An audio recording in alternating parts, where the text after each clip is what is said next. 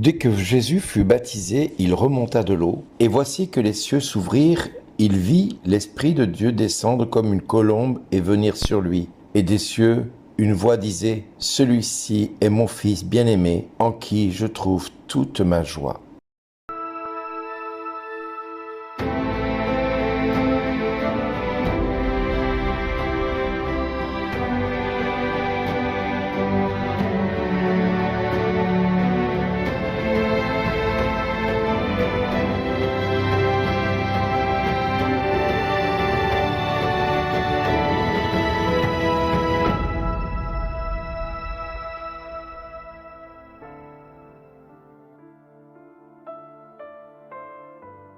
Bonjour les amis, aujourd'hui le Père rend témoignage à son Fils en disant « Celui-ci est mon Fils bien-aimé, écoutez-le » ou une autre version qui sera déclarée « Tu es mon Fils bien-aimé, en toi je trouve ma joie ».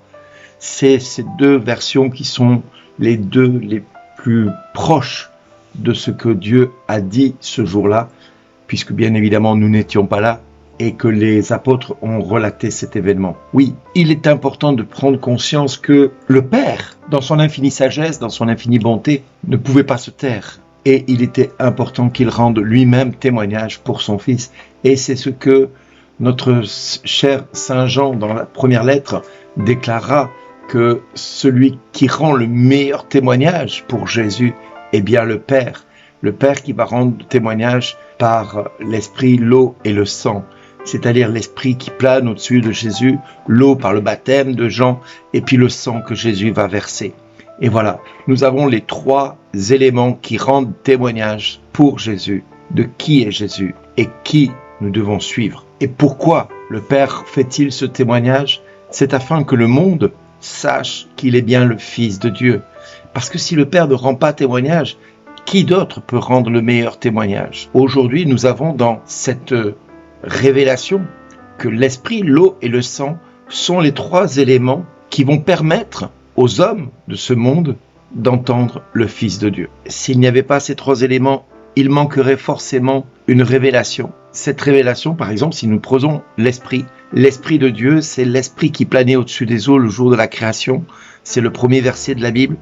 L'esprit de Dieu planait au-dessus des eaux. C'est-à-dire qu'il n'y avait rien qui existait, sauf l'Esprit de Dieu et l'eau. Et l'eau du baptême, et l'eau du passage de la mer Rouge, l'eau et l'eau de Noé, c'est l'eau qui inonda toute la terre et qui détruisit tous les habitants. L'eau est aussi cette eau dans laquelle nous vivons pendant 9 mois dans le sein de notre mère. Le sang, c'est le sang que le Fils de Dieu a versé, mais c'est aussi le sang que les premiers-nés d'Égypte ont versé pour permettre au peuple hébreu de sortir de la terre d'Égypte. Le sang, c'est aussi celui qui a été versé par notre mère lorsqu'elle nous a mis au monde. Elle a versé du sang, un sang qui n'est pas négligeable, qui donne la vie, puisqu'à un moment donné, la vie sort d'elle et nous vivons aujourd'hui parce qu'à un moment donné, notre mère a accepté de perdre ce sang. Nous avons tous les éléments qui sont là, qui planent, qui sont au-dessus de nous et qui sont un témoignage que Jésus est bien le Fils de Dieu. Oui, alors Jean parle aussi du fait que celui qui croit en Dieu met son témoignage dans la vraie vie, c'est-à-dire dans la vie éternelle, parce que le Fils de Dieu donne la vie éternelle à ceux qui croient au témoignage du Fils de Dieu. Et puis ceux qui ne veulent pas croire en Dieu sont avec le prince du mensonge, avec le prince du monde, c'est-à-dire le menteur, le diable. Et ils ne possèdent pas la vie éternelle avec le Dieu. Ils possèdent une vie éternelle, certes, parce que Dieu a donné la vie éternelle à tous les êtres humains du fait qu'il nous a voulu à son image. Donc nous avons une éternité en nous.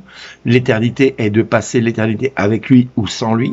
Le problème, c'est que nous devons faire un choix. Le choix de le suivre ou de ne pas le suivre.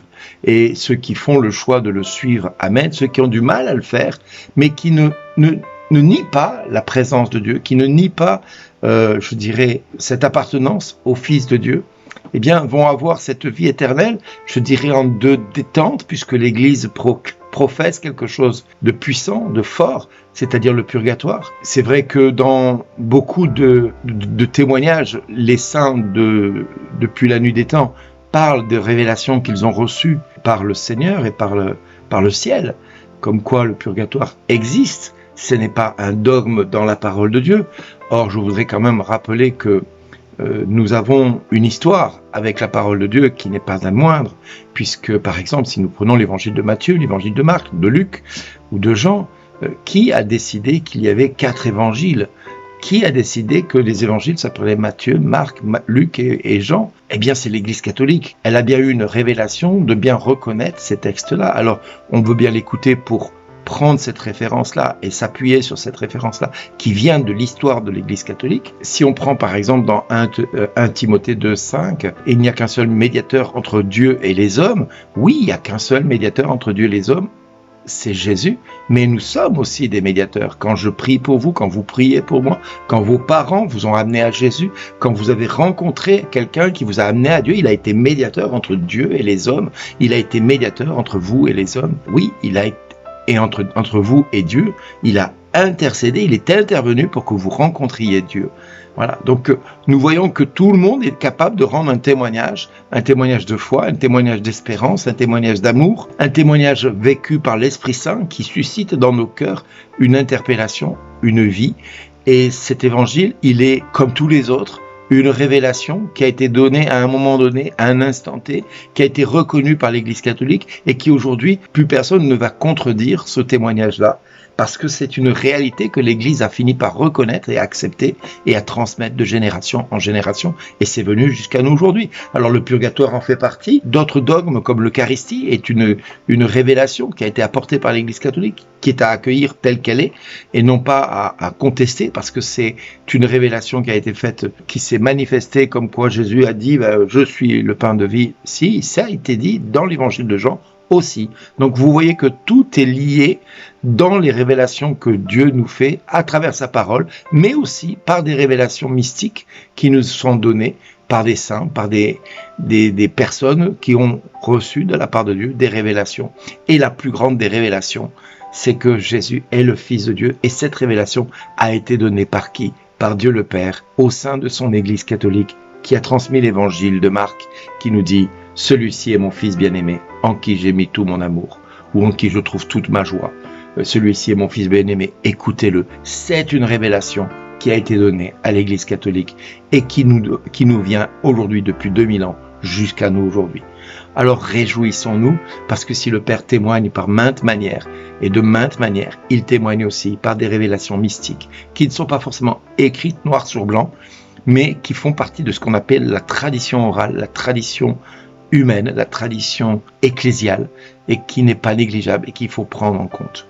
Voilà, Dieu rend toujours témoignage à son Fils. Et par exemple, ma guérison est un témoignage que Dieu rend à son propre Fils. Ma conversion, le Seigneur rend témoignage de son existence en m'ayant permis de rencontrer son Fils.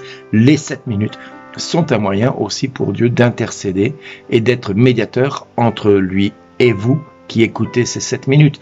Vous voyez que tout a une suite, tout a une logique divine, une logique céleste, et c'est les cieux qui proclament jour après jour dans nos vies la voix du Père. Alors, lui qui nous dit tous les jours, avec amour et tendresse, merci d'exister, nous pouvons que lui dire, merci Père, de nous avoir révélé ton Fils.